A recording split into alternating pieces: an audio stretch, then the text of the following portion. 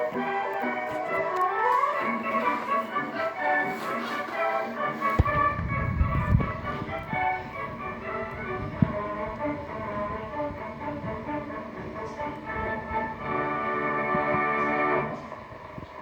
years following the Declaration of Independence nurtured a new breed of community in a world of confusion, repudiating precedent and usage dominating old world states which had evolved slowly, painfully, and planlessly from preceding things.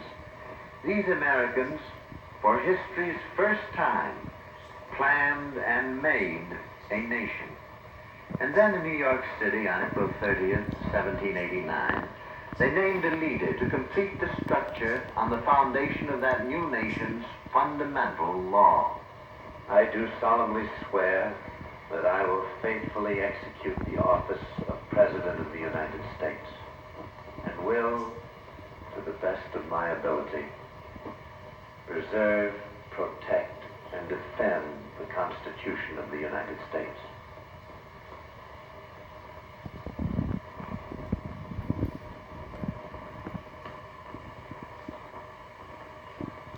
Gentlemen, before we get to business, we have the pleasure, perhaps mixed with sadness, of saying hail and farewell to one who deserves all the affection and respect of his country.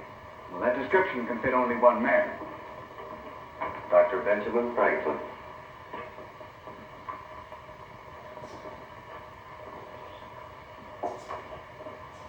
Mr. President.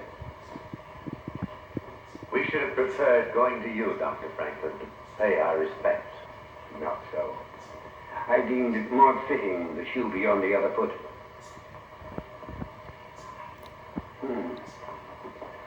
General Knox, I've seen the day when your buff and blue was blood-blotched.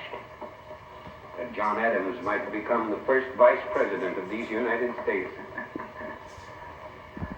And you, James Madison, our children's children will remember you. And you, Alex Hamilton. And you, John Jay. And you, Mr. Randolph. Tomorrow I leave for Philadelphia, where in my daughter's house I shall spend such time as allotted me, beyond my present 83 years. Those have been eventful years, Dr. Franklin. I have watched that Constitution growing like a tree from first the sprout planted by Samuel Adams and his correspondence committees, and then the united action of the Association of 1774. In the history of this nation, there is deserved an honorable page for that association. That was the trunk. And those articles were the trunk's first branches. And then the branches lifted up and spread into a sturdy tree of liberty, with shade enough for all. And the first sprout from the seed sown by our ancestors and nurtured by their blood. Dr. Franklin, that such a Bill of Rights was not included in our Constitution through deliberate design. And they will, most likely, next stir up suspicion. And accusation will follow close upon suspicion. The proofs, of course, to be connected in some future time. Some individuals to see instances of guilt where there is, at most, only honest error. You, Dr. Franklin, perfectly describe those who claim that during ratification's debate, the Constitution's sponsors proceeded on the theory that the means justify the ends. The true measure of any action is the sentiment from which it springs. The quality of means determines the ethics of ends. Honesty will justify our means, and history will, I trust, applaud our ends. Gentlemen, men were never before called upon to perform duties of such responsibility as those confronting you. And you, sir, begin a task which some wise men predict cannot successfully be accomplished. And every aspiring absolute ruler prays that you will fail. I am of the opinion that there are other men more competent than I to complete this task. I am too old for a bad example, so I may give advice. To you, sir, more than any man, this nation owes its freedom. And to you, sir, more than any man, the people give both affection and confidence. How can you fail? If the government we organize under the People's Constitution survives the next 20 years, it may go on forever. My friend, it will survive. And in times of future tribulation, may no American forget that his liberty thrives on the principle that all men are created equal. Gentlemen, goodbye, and good luck to you.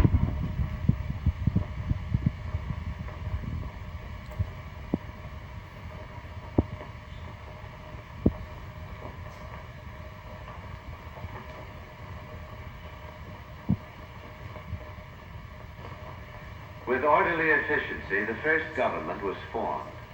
John Jay became the first Chief Justice, and by general accord, Madison became leader of the House. Then a cabinet of secretaries, rather than ministers, was appointed. Hamilton, Treasury; Knox, War; Randolph, Attorney General; Jefferson, Foreign Affairs.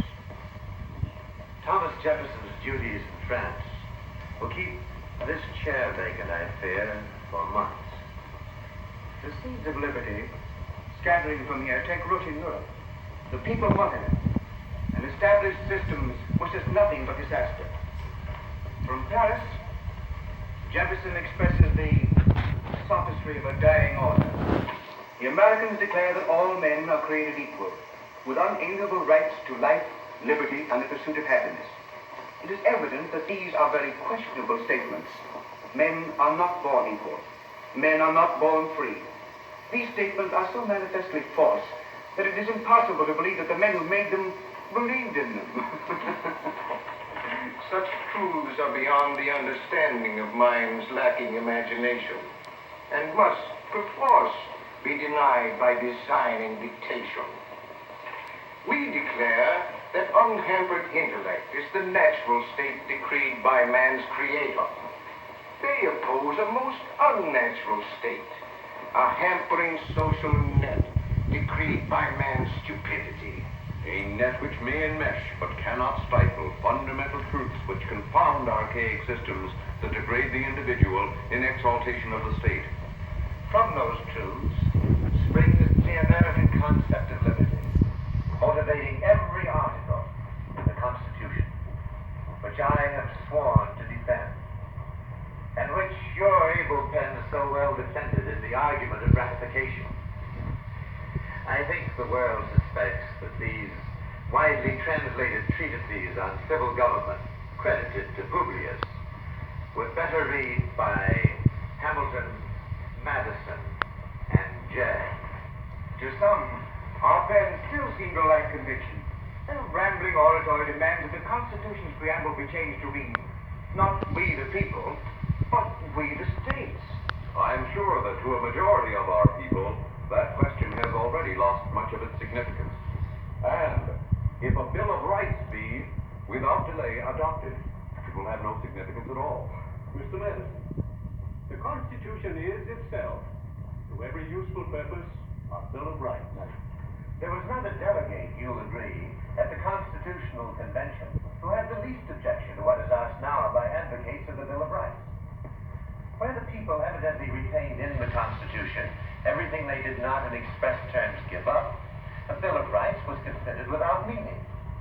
And it was only the difficulty in fixing a mode that would not interfere with the fixed mode of any state that induced the convention to leave, for example, the jury clause for a future adjustment. And because of the judiciary's power to enacting laws unconstitutional, our people know their rights can be enforced.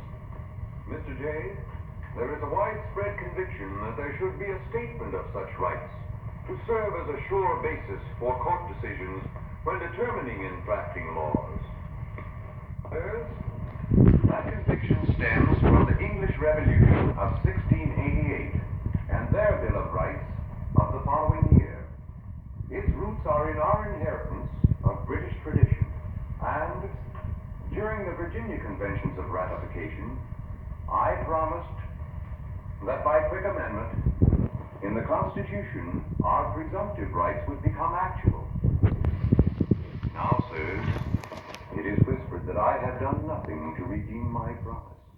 Never did a people so thoroughly discuss contemplated legislation as was this document discussed. This is our fundamental law. Hasty judgment or pandering to politics must not change it. Mr. Randolph? With various members of the House, I have studied upward of 70 proposed amendments to our Constitution submitted by the various states. And from the 70, we have culled 20 which merit prompt attention. It is significant that none of these contemplates changing a single vital article. That is good news. I had a notion, James, that perhaps disgruntled minorities, like yours in Virginia, had swayed majorities to substitute we the states for we the... James, posterity may, in justice too, in discussing our Constitution, call you the father of it. Therein, Congress is commanded to make laws necessary to carry into execution the great powers granted it, and all other powers vested in government by the document you foster. That great task confronts us. This is no time for consideration of amendments from the very states which ratified a document commanding us to do these things. And the President's stupendous task of organization requires the full support of Senate and House, leaving no time now for consideration of amendments, which, by the great majority, are considered inconsequential. Mr. President, a respectable minority will consider themselves foully dealt with if promises made in other states, similar to those I made in Virginia, are ignored until next session. Mr. Randolph's majority and your respectable minority constitute the sovereign people of the United States. They alone may enumerate their rights and reserve them to either states or people. But combined with our state of democratic government must be the realization that a popular majority may become as tyrannical as any absolute monarchy. Nothing will so destroy confidence in free government as a disregard, after the event, of campaign pledges. I believe that all promises made during the campaign for ratification should be kept. With your support, sir, I am certain that amendments safeguarding our fundamental rights will be recommended by this Congress for ratification by the states. You may count on me, Mr. Madison. And on me in the Senate. And on us, too. Thank you, Mr. President. Thank you, gentlemen.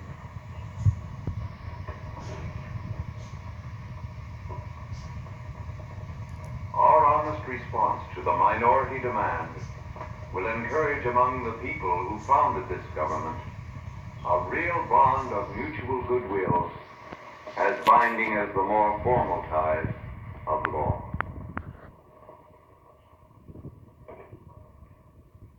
Everyone will come to acknowledge James Madison's greatness. Of the affairs of the United States, he perhaps has the most correct knowledge of any man in the Union. Then one day in August, the joint committees of the Congress listened to James Madison. Gentlemen, President Washington views the nation he has all but fathered as something apart from and superior to himself and And so it is. This nation demands and deserves a high measure of devotion. But, sirs, what sort of devotion is that which would besmirch her honor? In her name, promises have been made which must be kept before this session of the Congress adjourns. There are now but 12 amendments to our Constitution which require your approval for recommendation to the states. Expressed originally in many more, they represent the honoring of pledges made not to disgruntled factions advocating revision of our fundamental law, but to patriotic Americans who made that law effective and desire now its strengthening. You have, by helping form this unique government, done a duty which history will applaud. You are the authors of the laws upon which our nation. Mr. President, I have the honor to present for your appraisal 12 amendments to our Constitution recommended by this Congress. The first 10 clarify the issue of our fundamental rights, for which, James, you deserve full credit. Sir, this Congress has performed a crucial duty, nobly and well, and have more than succeeded, for failure was too freely predicted. Mr. President, I have been asked to read to you a resolution of the Congress, unanimously adopted in joint session, in acknowledgement of the signal favors of the Almighty, in permitting our people to establish in peace a new government, be it resolved that the President of the United States be requested to recommend a day of public thanksgiving and prayer to be observed by all the people of the nation. It is altogether fitting this be done. On September 29th, 1789, the first Congress adjourned, and with ratification by the states, the first 10 amendments to the Constitution became part of the supreme law of the land. The first affirms freedom of religion, speech, and press, and the right of peaceful assembly and petition. The second, the right of states to maintain militia, and the people to keep and bear arms for their security. The third prohibits arbitrary quartering of troops upon citizens, either during peace or war. The fourth guarantees the people's right to be secure in their persons, preventing arbitrary searches and seizures. The fifth protects life, liberty, and property from arbitrary acts, and formulates the legal procedure against those accused of serious crime, designating indictment only by grand jury. The sixth affirms the rights of those accused of crime, establishing trial by impartial jury of the vicinity, the public presentation of evidence, and the guarantee of counsel. The seventh guarantees the right of trial by jury in suits at common law. The eighth prohibits excessive bail and cruel punishment. The ninth affirms that presumptive rights not enumerated in the Constitution are retained still by the people. And the 10th declares powers are reserved to the states respectively, or to the people. Already these 10 amending articles are, by popular accord, declared the nation's Bill of Rights. That Bill of Rights refutes the libel of unfriendly critics who jeered that our Constitution required quick revision. There has been no revision. These amendments supplement the Constitution. They do not change it. Of course. And as the people of all the states did ordain and establish the Constitution, legally and politically it may be said that the United States is, rather than the United States are, a nation. Well, a free government has been made for you, if you can keep it so.